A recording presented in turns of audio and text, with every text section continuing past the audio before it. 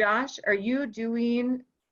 do a lot of your students independent read, like join the book club that you do throughout the year and then independent read those books as well? Or do they normally read 2 books at once then?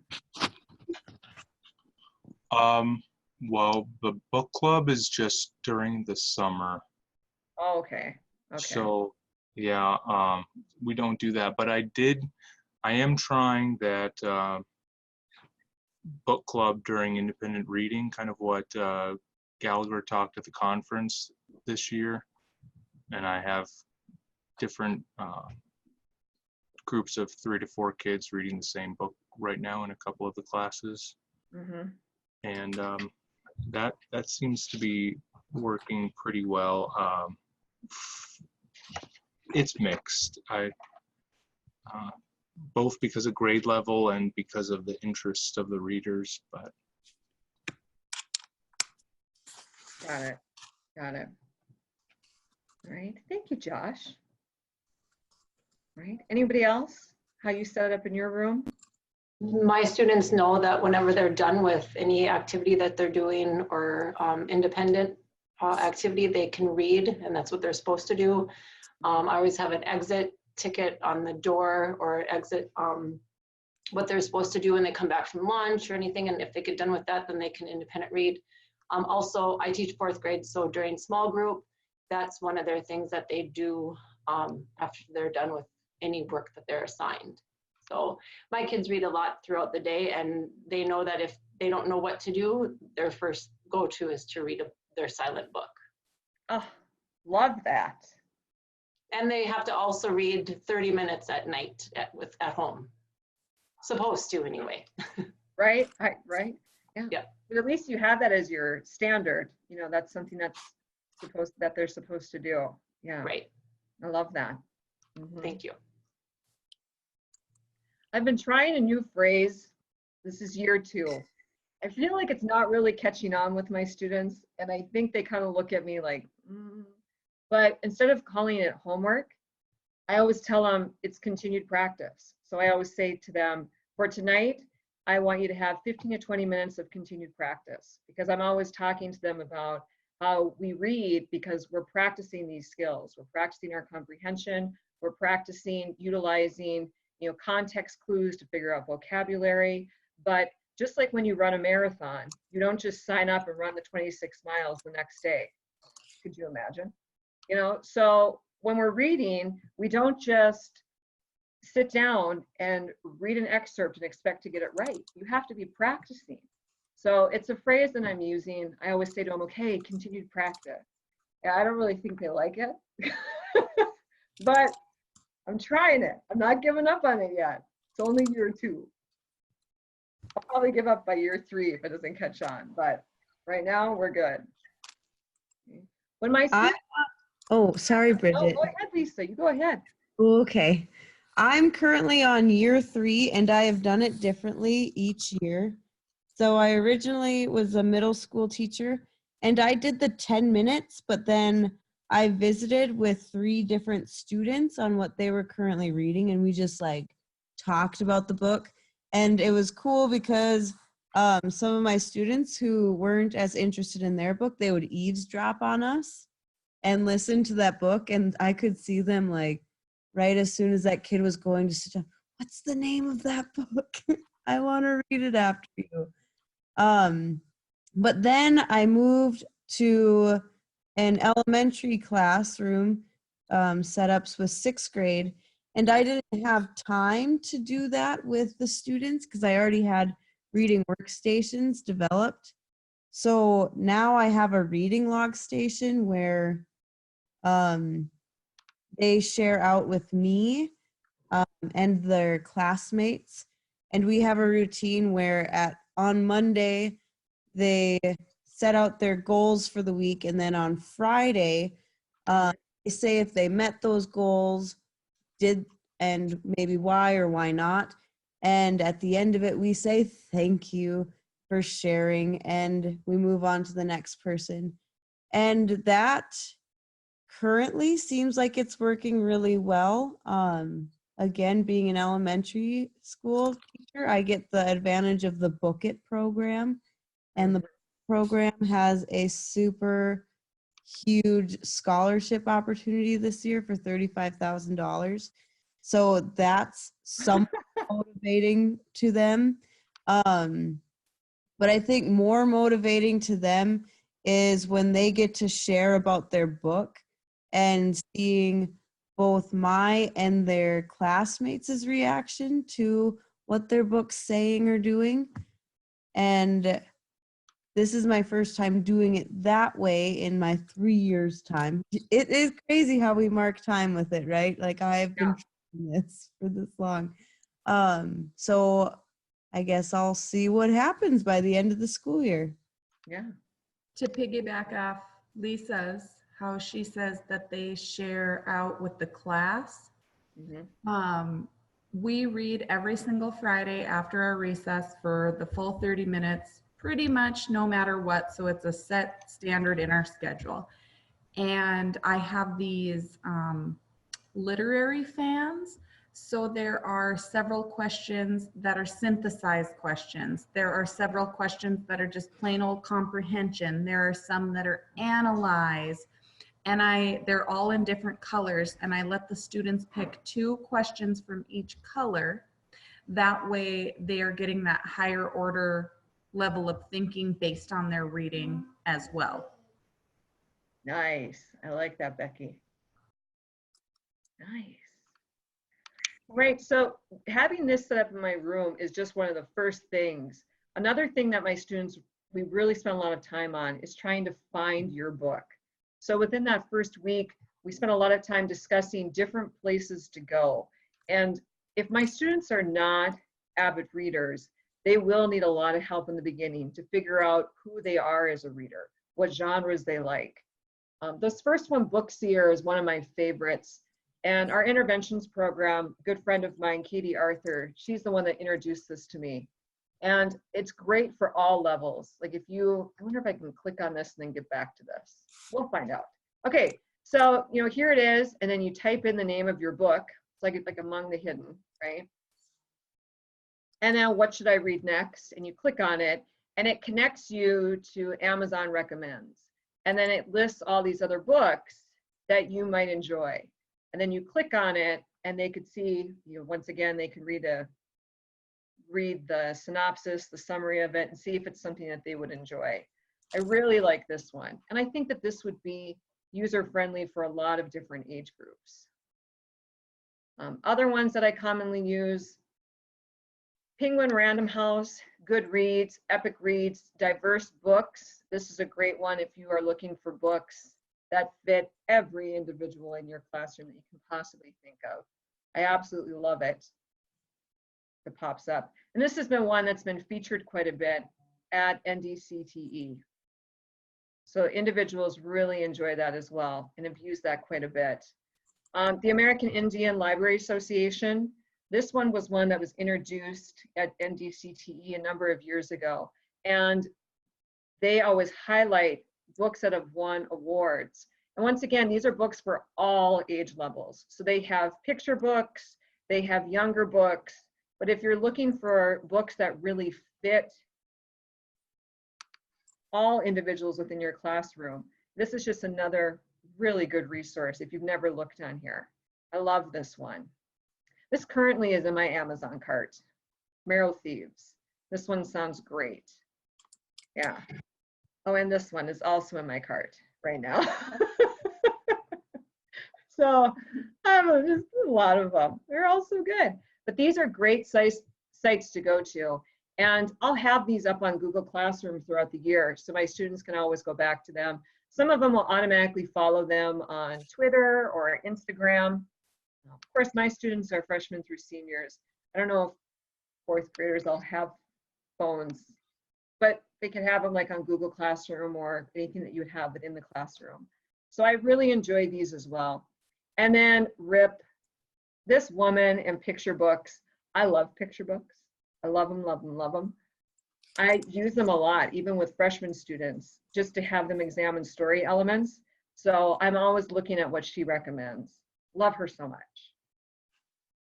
Lots of love for her. Right? Then, of course, building my classroom library. And this has been just like an act of love throughout the years. This is year 5 or 6. I have a phenomenal colleague. She's just a door down from me, and her classroom library is amazing. She has like 4 walls full of books. I think Nikki's on here right now. Yeah, I think she is. Anyway, she just has walls, and she's a phenomenal resource.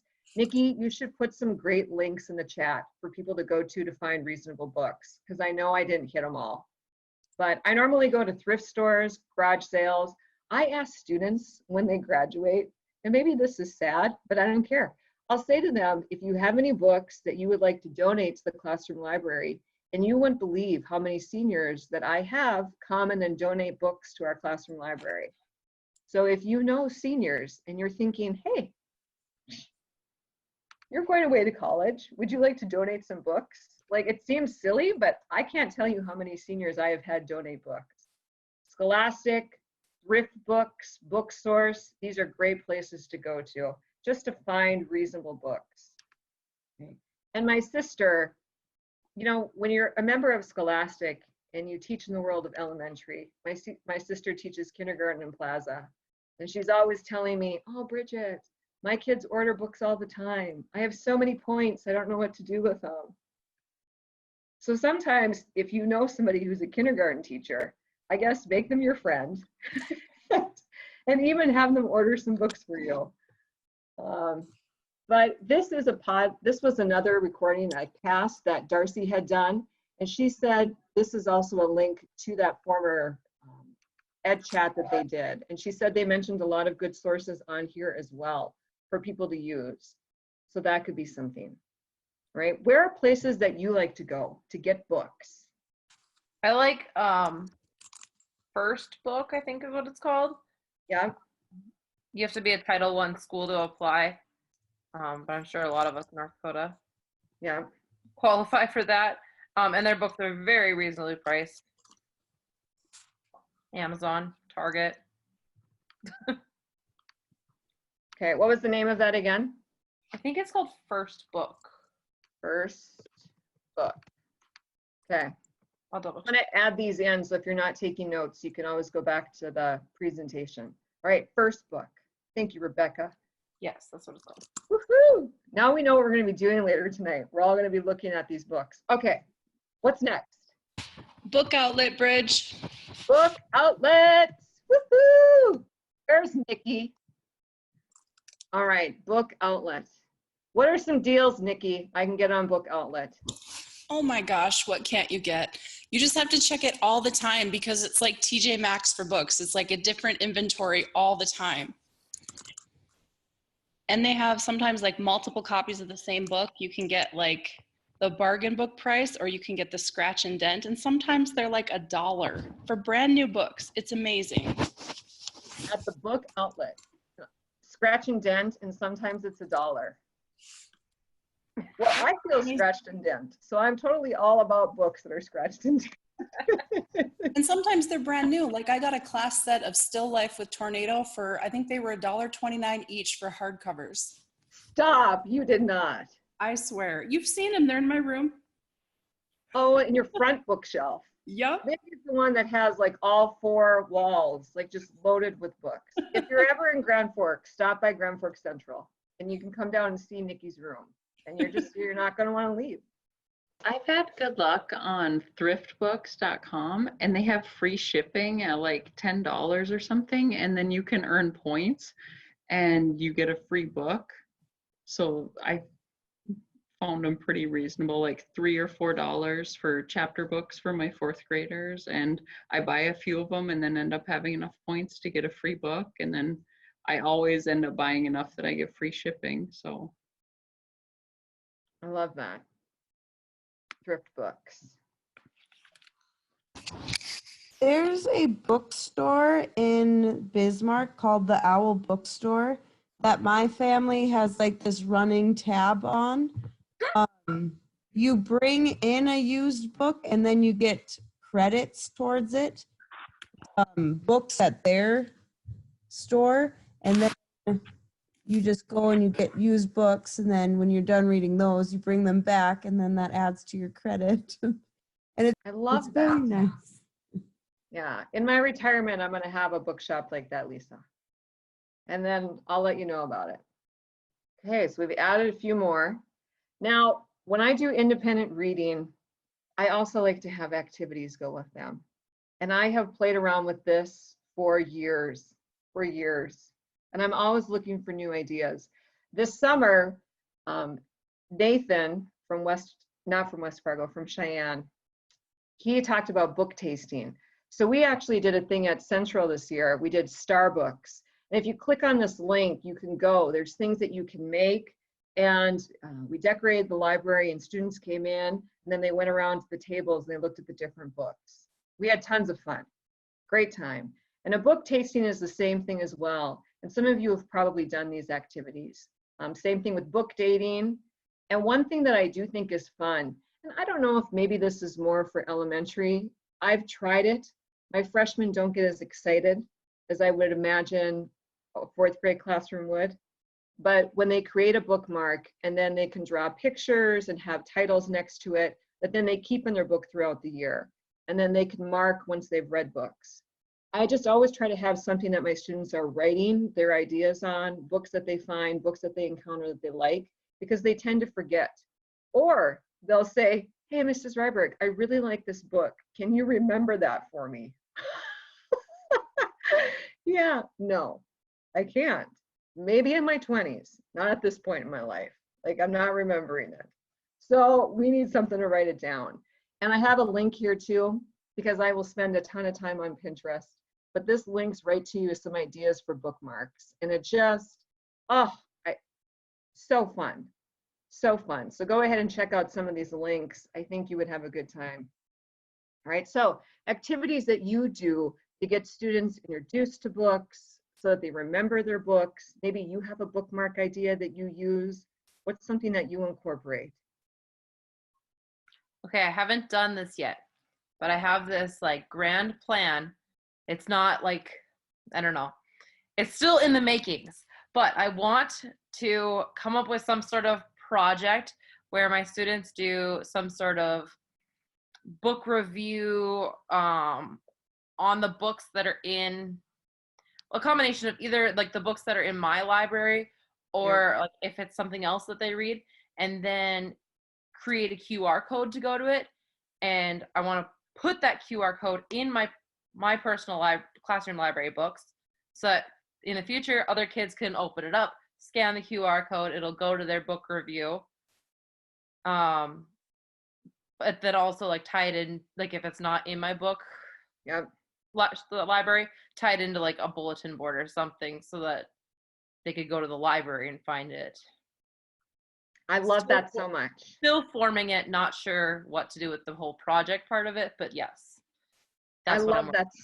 Rebecca, that's fabulous. I feel, Josh, do you know what program Rebecca could use to help her with this? I feel like you would know. I'm sorry, I was half listening. Rebecca wants to create QR codes inside of the books in her classroom library that then students can scan, and it will take them to other student book reviews. And you're kind of a tech savvy genius. And so is there like a program that you know of that you could link into our chat that Rebecca could use? I will do that. Thanks, Josh. Josh, no. I would also recommend just using something like Flipgrid. Love that. And I know that gets used a lot, but it's so simple. And you could create a grid that's just for book reviews. Mm-hmm. And then kids could audio record, like with their book, give them their time limit, 30 seconds, a minute 30. And then that QR code can go in the book. I like Lisa's bigger point that it could go to a whole collection. So you could potentially, in this like helping kids find books, this would be a little bit more complicated, but you could set up one grid that's book reviews. and then set up sub assignments for different genres of book. And then I believe you could do a QR code for the whole assignment. So like if it was a mystery, the kid would post a book review on Flipgrid in the mystery assignment under your book review grid. You would print out the QR code for the mystery assignment, and then all of the responses from mystery would be there. So like if they liked this book, they could go, oh my goodness, what other books have people been talking about that are associated with this genre? And do that QR code to watch all those other little videos. I love that, Darcy. This is so much fun. Come to ND Ed Chat and we will help you with any issues you're having. I love it. That's perfect. One of my reading workstations that we do is an Audible reading workstation. Yeah. And it's a huge deal when we get to select our next Audible book that we all get to read at our tables. So we just finished Way of the Warrior Kid, and then they got to choose what our Halloween book pick was going to be. And the amount of enthusiasm some of them had led to them blabbing about a book that was something that interested another kid. And they're like, oh my gosh, tomorrow at library time, I am going to get that book, because it wasn't the one that we ended up choosing for our Audible book, but someone had blabbed about it so enthusiastically that they're like, yes, I must get my hands on Coraline or Witches by Roald Dahl, or there was a number of them that they were super enthusiastic about. And it is helpful for me so that I can use my Amazon Audible credit on something that brings joy to 18 students. I love that. I love that. You talk about Halloween books and I can't help but think about Skeleton Creek. Oh, I have students that love that book. And those videos are freaky. I can't watch those videos. They freak me out. Right? I love that. Any other books or activities? Excuse me. Now we're talking about books and getting off track. I shared a silly one in the chat that I did this with sophomores and I was shocked. It was one of those like last minute things. Like I wanted something different to do. And it was in November, December. Yeah. So I brought in different rolls of Christmas wrapping paper, of holiday wrapping paper. And then they had to cut out a book. I gave them glue and glitter and like glitter pens to write the book title and the author on the cover. And then I made just a simple gift tag. And on the gift tag, they had to write a short summary.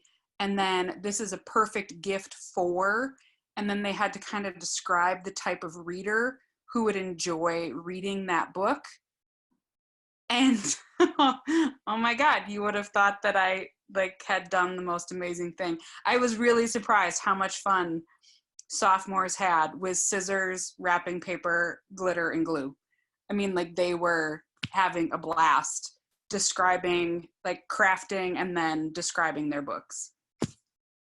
I love that. Yeah. My room was a mess, but they had a great time. Yeah. I mean, you said glitter and I thought brave woman. Like, I'm going to be honest. Yeah. Yeah. And then I thought back to our 4th grade teachers in the chat and I thought 4th graders with glitter. That's a brave task. But I love that. You know, you talk about activities with wrapping books, and this was just a little thing. This was not my idea. I had a group of AP seniors. This was probably 4 years ago, and we would do independent reading in AP literature as well. And in December, for our activity, they wanted to do a book swap in which they all brought a book from home that they loved, wrapped it, and then they swapped books with each other. And you couldn't know what one it was. They just thought it was the best thing ever. And yeah, that was all them. They brought them, they swapped them, and then that was their book that they read for December. Yeah, but something that they all loved. It had to be one of their favorite books. Yeah. So anyway, another little idea. Independent reading accessories. So as independent reading is going on, I always try to think of ways for them to share their reading. And we do book talks. And this is something Penny Kittle is big on. So if you go to her website too, she does discuss this. And she also talks about other things that she has them do. But I will have my students do a book talk every day. And it takes about 2 to 3 minutes. And we'll independent read, and then they book talk, and then we transition. And it might be quarter 1 and 2, a student signs up for a book talk. So it might not be every day or every other day. And then oftentimes I will fill the void when there's not days that they're signed up. But we're constantly talking about books that we're reading. And Lisa, you talked about that. They get all excited when they share novels, and then they want to read what their friends are reading. And that happens all the time. Last year, it was this book called Frozen Charlotte. You can actually order it right now on Scholastic for $4.50, just FYI. But it's a creepy book. It has dolls on front. It's a horror book. It'd be great for Halloween. I told my students I'm not reading it because it just is creepy. And I can't do creepy, but they loved it. I think 5 of them read it. And this was a group of individuals. 4 of them had been labeled dormant readers and had struggled with reading. And they picked up that book and they just ripped it apart. I had to buy a new copy because it was literally ripping apart. But book talks is what led to that. One girl in class had read this book. She did a book talk on it and it just caught on fire. And if you have time too, Penny Kittle has tons of activities. She does a lot of drawing and then quotes with her pictures, which are great accessories. Another thing that we do, this comes from a video. It's an awful picture. I'm so sorry. I should have taken a new picture today and I forgot. You know, it was either I took this picture or I went to the restroom when I had a moment. So I went to the restroom. So we have the old picture. So here it is. And in the back, this is our book board. So after we book talk, the students then write the book that they just book talked on here. And this is like one big post-it. And this year I have 2 big boards like this. And by the end of the year, it's just covered with books. And then we use this to compile our summer reading list as well. Well, in theory, I mean, I think that they all are going to write these books down. And then throughout the summer, they're going to read all of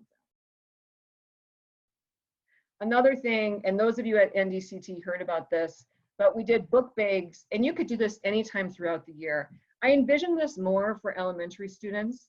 I had my freshmen do it just to experiment. They faked excitement because they're just adorable. But I think like a 4th grade classroom would have more fun with this, maybe even throughout the year. But they had to create something like a symbol that represented them. And then they had to have a theme. So his theme for the year was hard work pays off. And this young man is a huge wrestler and he works really hard at wrestling, but then he also worked really hard at reading throughout the year. He, at the beginning of the year, was an individual who did not like to read. And we found out throughout the year, one of the problems was he lacked inner voice. So when he did silent reading, he wasn't hearing the text in his head. So it took us till February, but we finally got him to utilize an audiobook as he followed along. And within the next 2 months, he whipped through 5 different books just because he had the audio to help him as he was reading. It was unbelievable. Just one success story. We've had several that have not turned out that way, but this was his book bag then. So throughout the summer, they could check books out from our library or from my classroom library and then bring them back when the school year started. And I did get students that brought them back. I was happy about that. Some did not, but some did. So yay. And here's another one. She designed this. This is a sticker, and they worked with our graphic arts department. So my freshmen went and worked with a lot of juniors and seniors, and they told them their theme, and then together they created their symbol for their bag. And I just purchased these bags off of Amazon. And you could use this anytime throughout the school year, and you could have your students carry these in this bag versus their backpack. I don't know about you, but I don't go in my freshman student's backpack. When you talk about horror books, I think there could be a horror book about a student's backpack and what someone found in it. Like, I think that's a story plot line right there. So I like the fact that there's a separate bag that they can use to carry their books in as well. So now, this is a big thing, and Kelly Gallagher talked about this last summer at NDCTE. How to assess independent reading. Do we assess independent reading?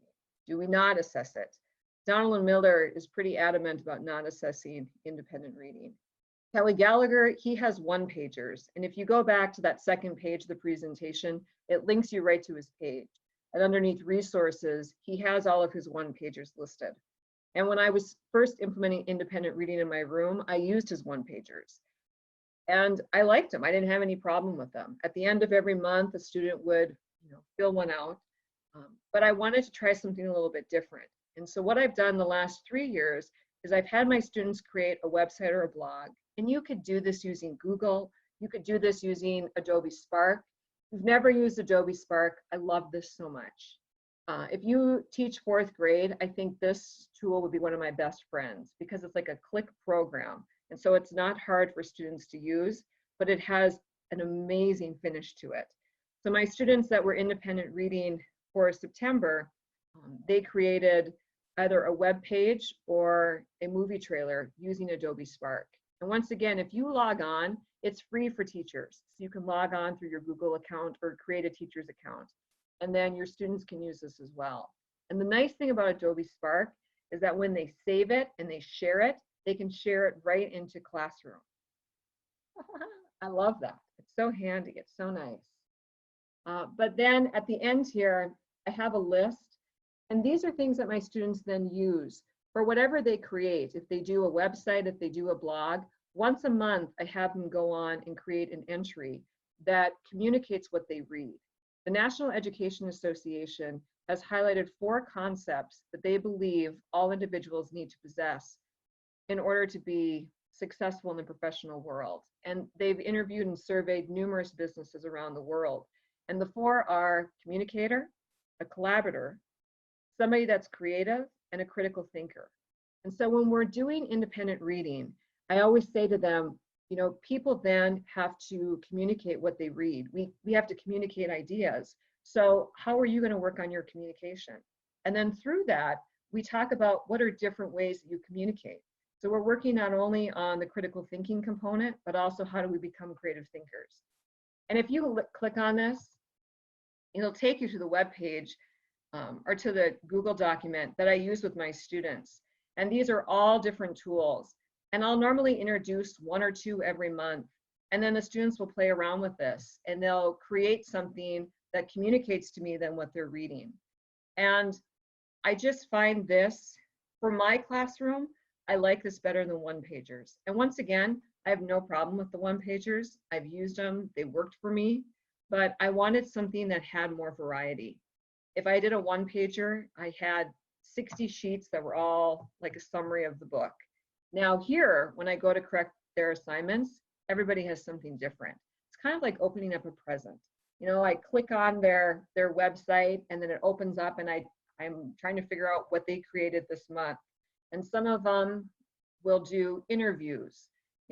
I had one student 2 years ago. I should play it for you. She was reading Orphan Train. And here she was talking to her grandma about Orphan Train. And here her grandma's mom had been on the Orphan Train. It was just exciting. So then for her project, she had interviewed her grandma about some of the things that her mother had told her. And it was just a really cool project. And then she linked it back to the book, talking about how this concept was examined in the book. And just something fun and different. So this is here for you to peruse and look through. If you have any questions on any of these, let me know. You can shoot me an email. But these are just some of the tools that I use for my students then to communicate with me what they're reading. And so once again, we have an assessment, but our assessment is very small. It's 10 to 20 points, and they set the points for each month. And then they also create just the 1-line rubric. It's very, very generic because most importantly, we just stress how we want to love reading. But communicating what we read is something people do all the time. Right. So those are some things that I utilize in my room. How about any of you? Assessments that you use? And maybe you don't assess it at all, which is totally fine. That's something that we've talked about at NDCTE. One thing I started this year was thought logs. Off of the 180 days with Kittle and Gallagher, it's a little bit different. I split the daily writing notebook and the thought logs into 2 different notebooks, and then I collect each one every other week. So I have them for the thought logs, which is for their independent reading books. I have them fill out a minimum of 5 entries for a 2-week period. Okay. And their goal is to write a page, single spaced, for each entry. That's their goal. So when I get them, and then I'm also looking for, are they just summarizing, are they reflecting, or are they analyzing? Okay. Yeah. And then I will put comments in when I grade them, and my comments will be like, it'll be entries missing, goal, expand to 5 entries, or entries are very short, goal, expand to 1 page. It'll be entries focus too much on summary, goal, use more track your thinking prompts. Mm-hmm. Entry has reflection, goal, include more analysis. So then I just got to the point here where I collected it for the 3rd time, and I told them that with this 3rd one now, we have 2 different thought log grades in Power School where their grade was only contingent on whether or not they had 5. I put the goals and the comments in there, but their grade wasn't affected by it.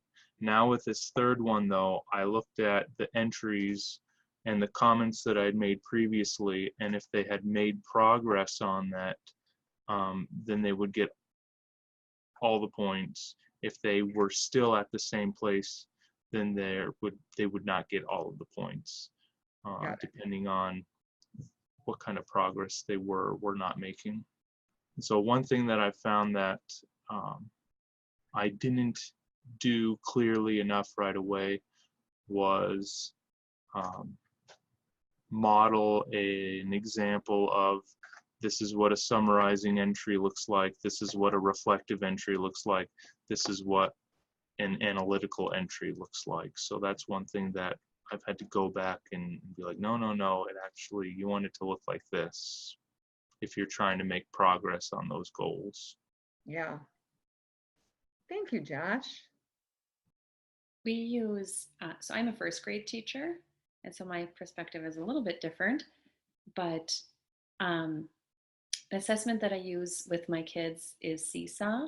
And so I often have kids do their reading on Seesaw for a couple of different reasons, so that I can hear their reading. And we're talking a lot right now at fluency and intonation and expressive reading and making their smooth, because I have kids that are beginning readers and can sound like a robot. And so we talk about how Seesaw, when they hear themselves back, they can really sort of self-assess and see if they're hitting all those points that we're talking about with fluency and expression. Yeah. And also for parents to hear as well. And so I do quite a bit of assessments through our Seesaw, which our district uses, and I love them. Yeah, as a parent, I love Seesaw. Mm-hmm. Like my little app will, ting, and I know that there's a new entry, and yeah, I love how you guys use that. It's very effective. Yeah. At least I enjoy it as a parent. And I just shared those comprehension fans that I was talking about earlier. Perfect. That is my form of assessment not every single time they read, because I want them to read for enjoyment and for fun, but if I feel like maybe they need some motivation to stay concentrated or anything like that, I'll say, hey, you know, we're going to read for 20 minutes and then there's an activity based on what you read for the last 10. And then it incorporates that writing as well and the sharing piece. So I'm actually hitting a lot of standards while I'm just letting them read their own book, whatever they want, for fun, kind of thing. Yeah. So I did share the link for those. Thank you, Becky. And thank you, Jody, both for sharing. Yeah, I mean, it's hard because you want them to enjoy their reading. That's the whole purpose of it. But yet, you know, there's that accountability factor. So finding that balance and figuring it out, what does that look like in your classroom? I think that's hard. I can't tell you how many different things I've tried. At least 20 different things that I can think of off the top of my head. And I know that I'm not done experimenting yet. It's tough. I just shared a link to Betsy with Spark Creativity, now Spark Creativity. And she has a whole collection focused on independent reading, and like just scanning through them, a lot of them parallel things that you have been talking about or that other people in this group have been talking about. But she has some just fun handouts and things like that. I highly recommend. I get her newsletter too, and she just has some really fun little things. And thanks, Nikki, for throwing in some additional resources there. I love that. I love resource sharing. It's like a cheap way to shop. I love it. All right, so now we're kind of getting ready to wrap up. And I want to take this moment first off to celebrate, right? The good. Because I think sometimes too, you know, and I do this, where you get done and all you can concentrate on sometimes is the thing that didn't go well. And you forget to think about all the things that are really working for you. So let's just take a moment and celebrate. What are some good things that are working for you with independent reading in your classroom? And feel free, you can do the jazz hands too, if you want. So one of my good things is all because of you, Bridget. I told Josh to say that. I was texting him earlier, so I just fed him that line, just so you know. The book, One of Us is Lying, that you gave me at the conference, has been passed around numerous times already this year, and it's been it's really been great. I was listening to it on audiobook while one of my students was reading the copy that that you gave me. I put in my classroom library.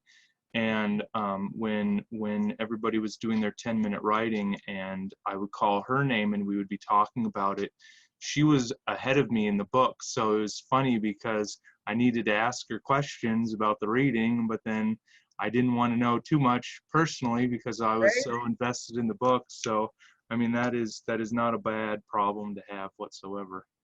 Woo! I love that. And you should check out her second one. Have you read the second one yet? And I can't remember the title right now. No. It came out in April, and that one's not bad either. I liked One of Us is Lying better, but this was a close second. Okay. Starts a little slow, but ends well. Nikki, what's the name of that second one? See, this is why I have the book board. It's for me, actually, because I can't remember the names. What is it, Nikki? You Can Keep a Secret. Two Can Keep a Secret. Yeah, that's a good one. That's a good one. And the sequel to One of Us is Lying comes out in January. No. Yep. Pre-ordered it.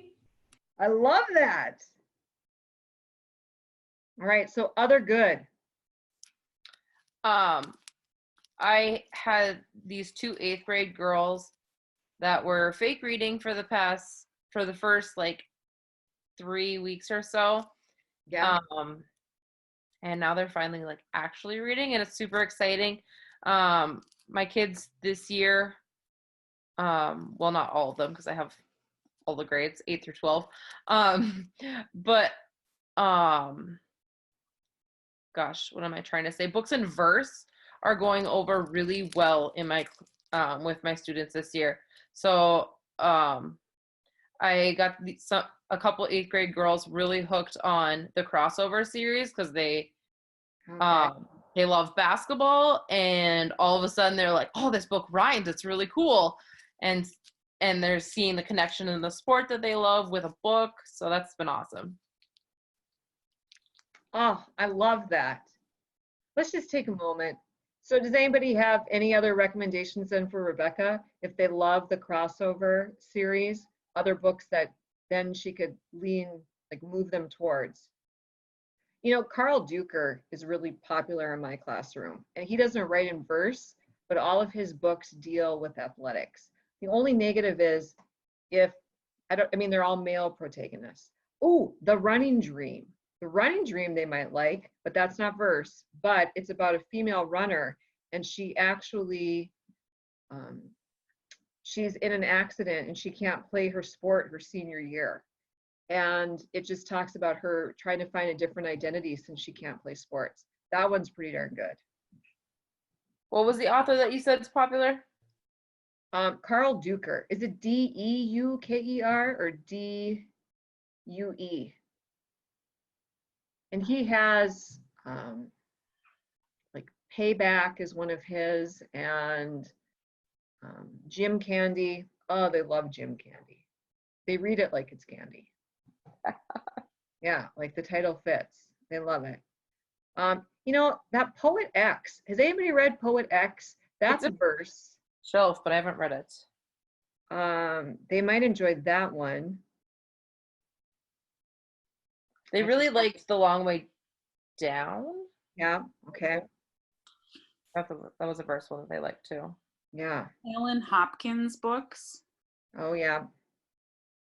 I think the excitement about verse books, at least that I'm starting to see, is reluctant readers are starting to see a thick book that they can read quick, and it's a feel-good moment.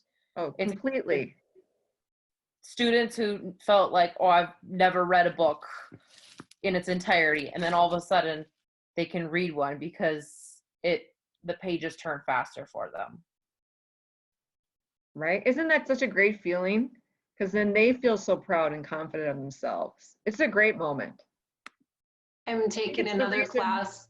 It's a go ahead, Sean. sci-fi fantasy class, and I'm not one to be very excited about that, but A Monster Calls is good, and it's a very fast read.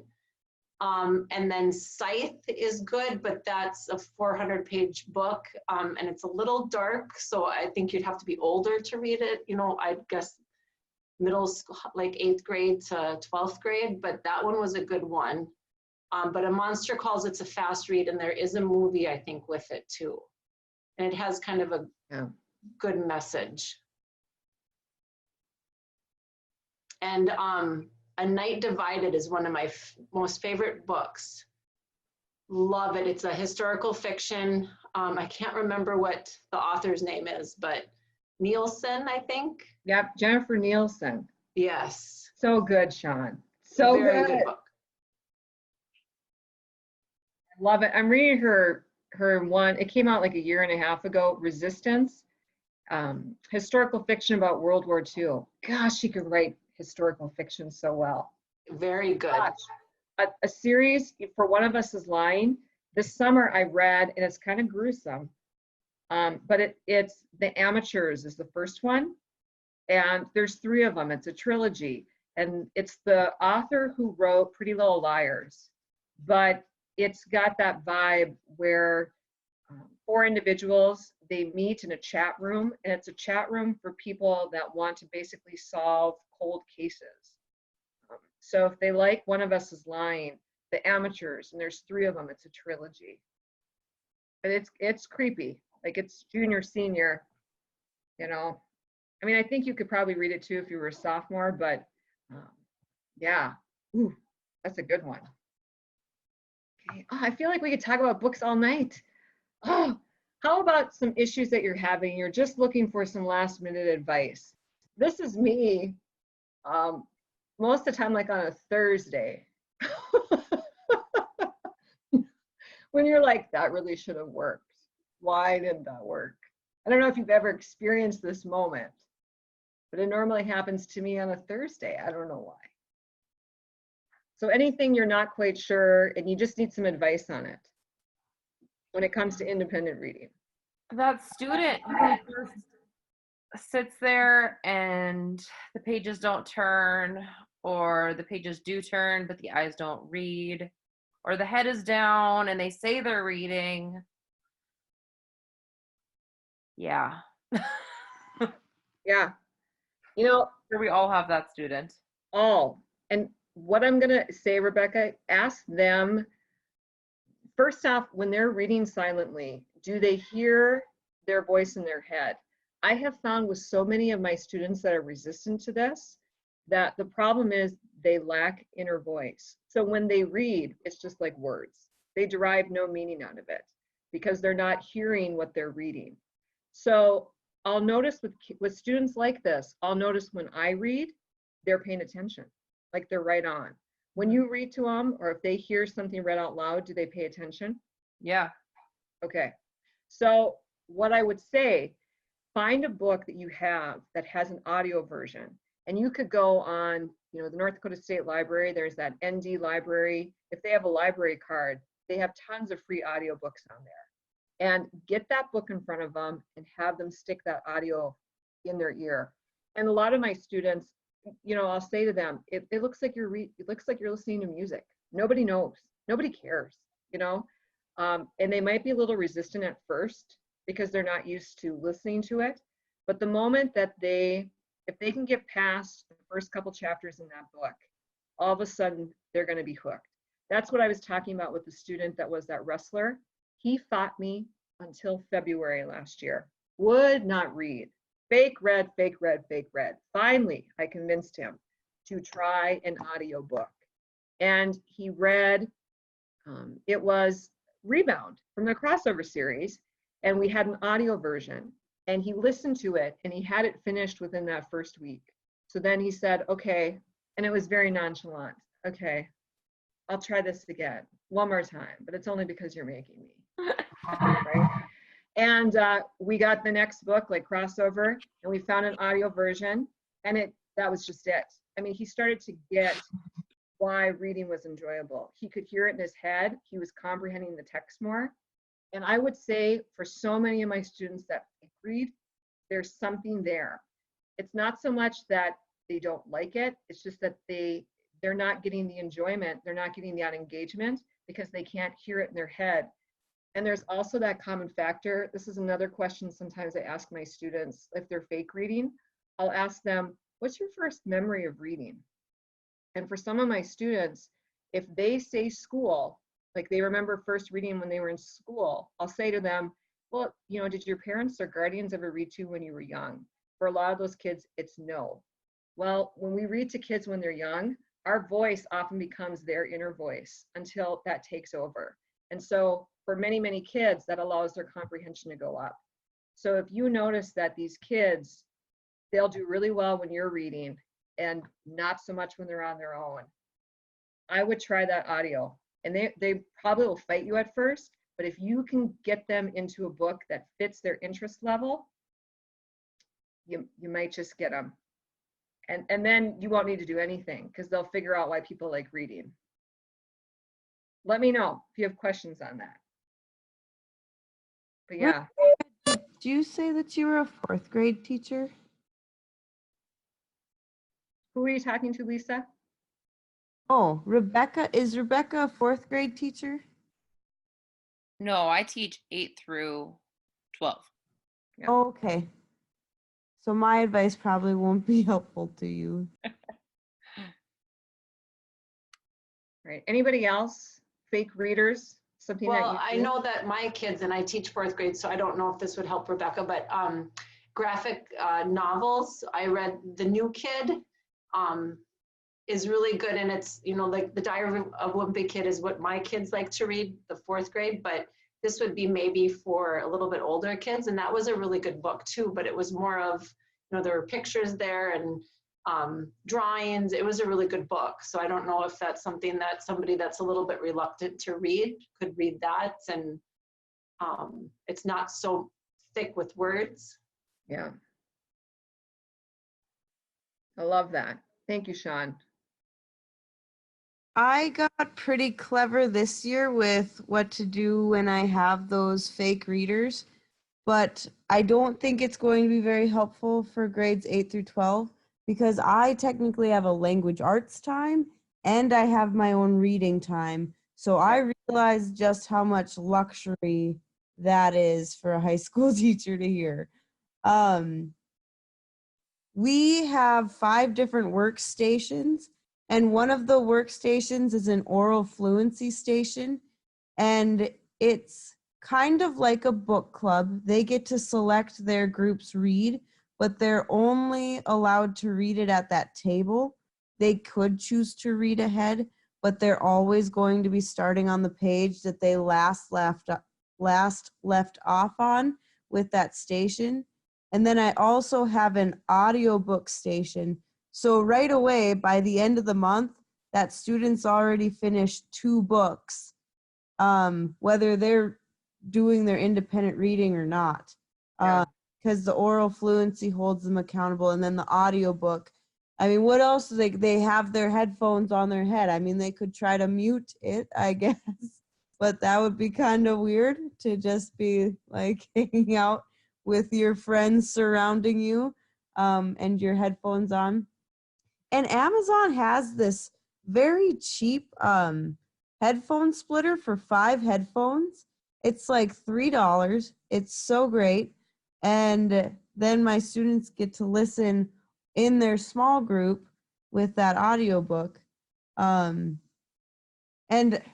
you know, I realize that that's probably not something that's super helpful for you in your situation, but if you maybe had time for an oral fluency or for an audiobook station, that could be something. Or even for the deer time, that you have an audiobook station where 5 of them could huddle around the computer. I don't know. No, thank you, Lisa. All right, I know the time. I know the time. I'm looking here and it's like 9:05 and I'm like, ugh, I ran late. There's no bell, so I don't know when to stop. The thing is, talking about what we are doing and the recommended text, I'm going to take the link for this now and I'm going to make it edit. So following this podcast, if you want to fill this page, and I'll add another slide of different books that you recommend for students, we can just keep it going. So even though the chat is over, you can still add books that you think people should know about. I just want to say thank you so much. This has been a pleasure. This was so fun. I feel like we didn't have enough time. This is how I feel every day of my life at school. I don't know if you feel the same way. All right, but this is a link to our website, NDCTE. Please check us out. Josh is in charge of our webpage, so thank you, Josh, for all of that. If you have anything too, you can always post it here and we can link it to the webpage as well. I say that, although I should probably check with Josh first, but I'm just kind of assuming. All right, but once again, I'm Bridget Ryberg, and if you have any questions, please reach out to me. Oh, I'll add my email. That way, if you have any questions, you can email me. But thank you so much.